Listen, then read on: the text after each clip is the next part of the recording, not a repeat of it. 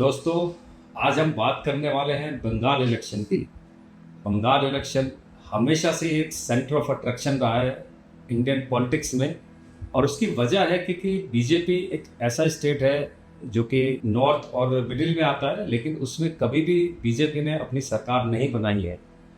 काफ़ी करीब आए हैं, सीटें भी मिली हैं, वोट भी मिला है, लेकिन सरकार नहीं बनी है। और ममता बनर्जी पिछले 15 साल से बंगाल की चीफ मिनिस्टर है। लगातार 3 बार वो जीत चुकी है और चौथी बार अभी देखते हैं क्या होने वाला है बंगाल इलेक्शन में।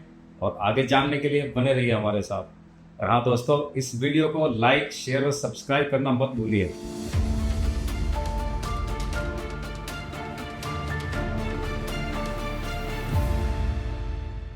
तो अब सबसे पहले हम बात करेंगे नरेंद्र मोदी जी के बर्थ चार्ट पर।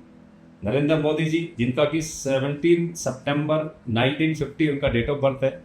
ड्राइवर 8, कंडक्टर 5, 951 की लाइन पूरी होती है। और सबसे बड़ी बात जो उनकी 951 की लाइन की सबसे खूबसूरती है, 9 2 बार आता है, 5 2 बार आता है और 1 2 बार आता है। ये एक बहुत ही रेयर कॉम्बिनेशन है।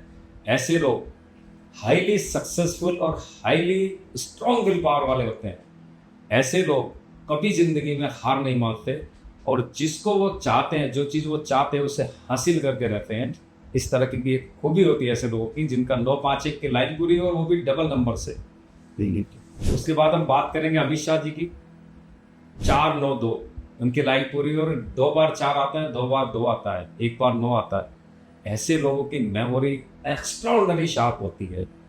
ऐसे लोग अगर किसी को 20 साल पहले मिले एक बार और उसके बाद 20 साल बाद मिले, तो उसको उसके नाम से, उसके प्रोफेशन से और कहाँ मिले थे उससे भी याद करके वो बता सकते हैं। और ज़िंदगी में हज़ारों लोगों को मिले, लेकिन हज़ारों लोगों को वो याद रखते हैं। वो छोटी से छोटी बारीक चीज़ भी याद रखते हैं। ये इनकी खूबी होती है। और ऐसे लोग बहुत अच्छे पॉलिटिशियन हो सकते हैं, बहुत अच्छे चेस प्लेयर हो सकते हैं, बहुत अच्छे प्लानर हो सकते हैं। तो इसीलिए अमित शाह जी को बीजेपी का चाणक्य कहा जाता है। ऐसे नहीं कहा जाता है, उनका डेट ऑफ बर्थ में वो क्वालिटीज़ हैं। उसके बाद बात करेंगे हम नितिन नवीन, जो कि अभी नए नए बीजेपी के प्रेसिडेंट बने हैं।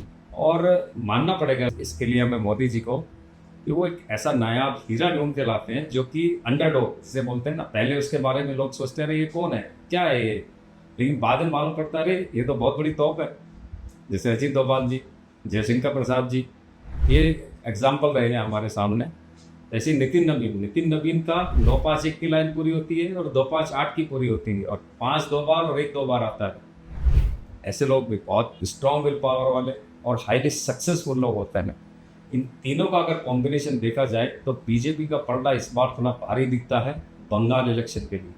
अब हम बात करेंगे ममता बनर्जी पर चार्ट पर।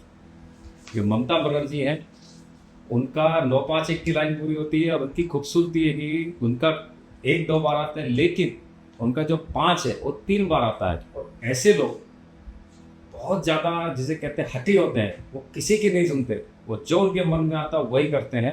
और ऐसे लोग दूसरे को ठेस पहुंचाने से जरा भी गुरेज नहीं करते।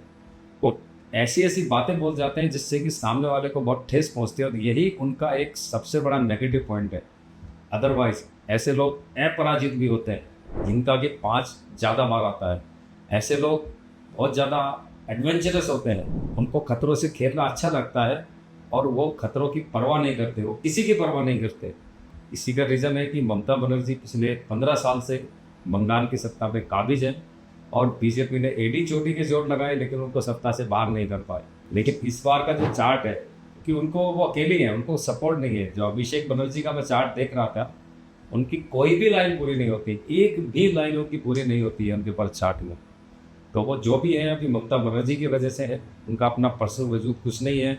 और वो ममता बनर्जी को कुछ भी सपोर्ट नहीं कर रहे किसी भी तरीके से। ये एक बहुत बड़ा ड्रॉबैक है ममता बनर्जी के लिए, क्योंकि वो अकेली पड़ गई हैं। उनके सामने कौन है? नरेंद्र मोदी जी, अमित शाह जी और नितिन नवीन, जो कि बहुत स्ट्रॉन्ग बर्थ चार्ट है उनका। तो जो मैंने कैलकुलेशन किया है, जो मैंने एनालिसिस किया है, उसके हिसाब से इस बार बीजेपी बंगाल में कम से कम 150 सीटें जीत कर आएगी। तो अगर हम देखा जाए तो 294 के आसपास सीटें हैं, तो लगभग मान के चलिए कि 50-50 चांस है बीजेपी के लिए और ममता बनर्जी के लिए। अब यहाँ पे एक बहुत बड़ा फैक्ट बहुत इंपॉर्टेंट है, वो है देश काल परिस्थिति यानी कि प्लेस टाइम एंड सिचुएशन और अपने कर्म। अभी जो पार्टी यहाँ पे थोड़ा सा भी बेहतर प्रदर्शन करेगी वो सरकार बनाएगी, लेकिन जो इस बार जो परिस्थिति दिख रही है, जो बर्थ चार्ट एनालिसिस दिख रहा है और जो सिचुएशन दिख रही है, उसके हिसाब से बीजेपी इस बार बंगाल में पहली बार सत्ता में आ सकती है और अपनी सरकार बना सकती है। पहली बार बीजेपी का मुख्यमंत्री बंगाल में बन सकता है। कौन बन सकता है? उसके लिए मैंने जब शुभेंदु अधिकारी जी का चार्ट देखा, वेरी गुड चार्ट, 9-5-1 की लाइन पूरी होती है, 2-7-6 की लाइन पूरी होती है, 2-5-8 की लाइन पूरी होती है और 8-1-6 4 लाइनें उनके बर्थ चार्ट में पूरी होती है।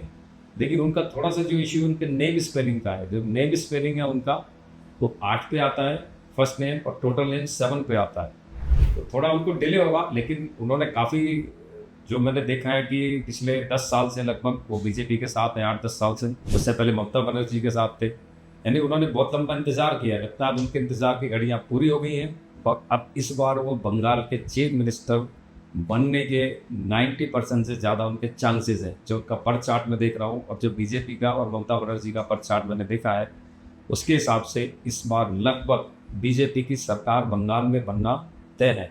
बाकी तो 4 मई को मालूम पड़ेगा। ऐसे ही किसी और वीडियो के लिए बने रहिए मेरे साथ और मुझे कमेंट बॉक्स में ये ज़रूर बताइए कि आप किस टॉपिक पर वीडियो देखना चाहते हैं, किस टॉपिक पर आप जानना चाहते हैं। पूरी कोशिश करूँगा उस टॉपिक पर वीडियो बनाने की। तब तक के लिए धन्यवाद।